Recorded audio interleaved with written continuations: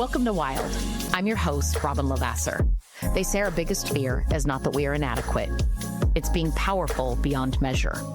In this podcast, I will share how to break through imaginary ceilings, lean into success, discovering your purpose, and understanding how to create the business and life of your dreams.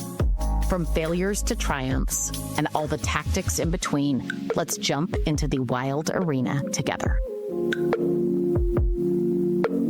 Making the calls. No, this is not even prospecting. I am actually not going to talk about prospecting today, even though it's a topic we should probably cover pretty quick. Making the call to the clients, making the call to a realtor, and making it no big deal. I don't know why, but I spent years as a loan officer in my own head that the goal was to quote unquote bug or bother a borrower as little as possible during what was the largest purchase of their life, needing lots of attention, lots of documents, lots of things to make sure that we could get the money right to them on time. And yet I spent so much time trying to be a mind reader, maybe remember everything that was ever said, looking for things, finding ways. And yes, there's things that we can do to facilitate making life easier for clients, like asking for permission to contact a CPA and maybe asking for their tax returns with an authorization versus them having to go dig them up. But here's what I would say. First things first with a client. One of the things that you want to say out loud, and I always say expectations is a really big deal, but even more important than that, normalize connection. Normalize it. Hey, we're going to become best friends over the next 21 days, 30 days, 45 days throughout this process. And when I say best friends, you don't just get me, you get my entire tribe of best friends, which means myself, the processor, multiple people reaching out to you. First of all, who is the best contact of the two of you? If there are multiple borrowers or three of you or whatever the case, if it's one person, you want to clarify how to connect. Is it text first? Do you have a minute? And then call after? Is it email and then send a text to remind them there's an email with offering of a phone call? When you have these conversations with clients and you normalize it, what happens is every time something comes up, you go, let me just call and ask. If you really think about it, all day long, I kind of laugh at myself because my husband and I ping each other throughout the day. Hey, do you remember this? Hey, what about that? Did you see this? Do you remember where I put this? What about this? We literally are pinging each other all day long. Now we live together.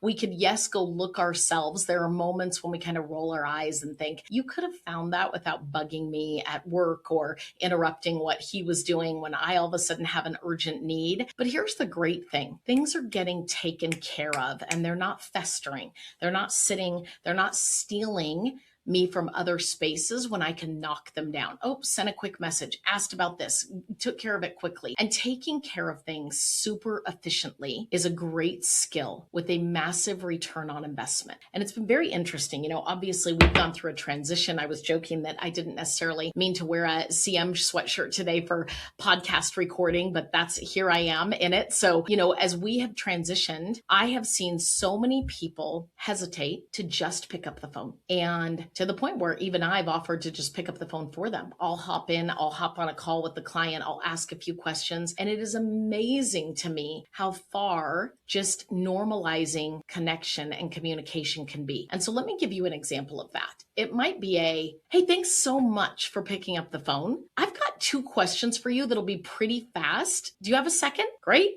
Now I'm going to ask you the couple questions. And then what you need to follow up with is, great, that is the exact information that I need. If I need anything else, I will reach out to you again via text or phone call. Otherwise, you'll have an update coming to you shortly on what milestone we are at in the process. If they're like, well, am I going to close on time? The answer is always going to be yes, unless it clearly is a firm no. And that would be a different phone call. We would have already been having that conversation that there's a no, that we're not closing on time. We need to reset. And now we have this new closing date that we're not going to miss. But outside of that, we're calling to say, hey, this, right? I've got a question. Can you clarify this for me? Remind me, did all of the gift funds come from mom and dad? And was this and this? Do you want me to reach out to mom and dad directly? If we leaned further into connection, And we recognized that it's not a bother when it brings clarity. A phone call is not pressure when it can create peace for both you and the borrower. A quick update or connection or question is not annoying when it helps you be informed, but it helps protect the borrower from future issues that we're kind of scrambling and running around all because we don't want to call them. Borrowers don't know what they need and don't need. Sometimes they're so glad to hear from you and to clarify. How many times, if we think about it, do you go to a medical procedure and does everybody, every single time, to this day, even if I just go to the normal doctor or the dentist for that matter, do you know what they say to me every time? Hey, Robin, you're allergic to sulfa and codeine. Any other updates? Anything else you're allergic to? I can't tell you how many times I've told somebody sulfa has me break out in hives, but I don't die from it. And codeine makes me a little nauseous, right? My stomach gets upset. So I don't take either one. It's noted on my chart. And for as long as I can remember being a young adult and now a middle-aged adult, I have had to clarify my date of birth, what I'm allergic to, and what those allergies do to me 1,000,001 times. And so if during a loan process, you have to clarify a few things for a client throughout the process and you normalize that by maybe telling that story that I just told, which is people do very well with metaphoric stories that make them remember something.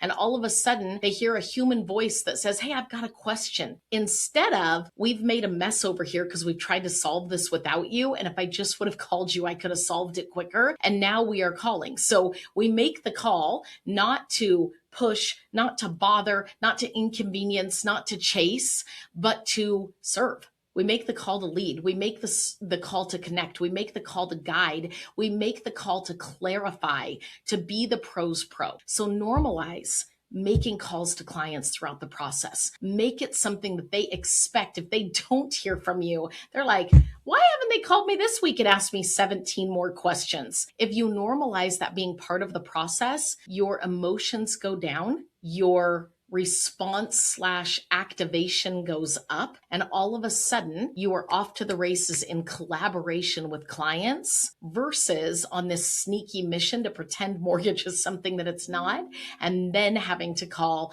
thinking, I wish I would have called sooner, what that would have done for my business in terms of keeping things on track, for my sanity, for my stress level, and for the rest of the team and everybody else involved. Make the call. If this was helpful, I hope you share it. We'll see you on the next Wild.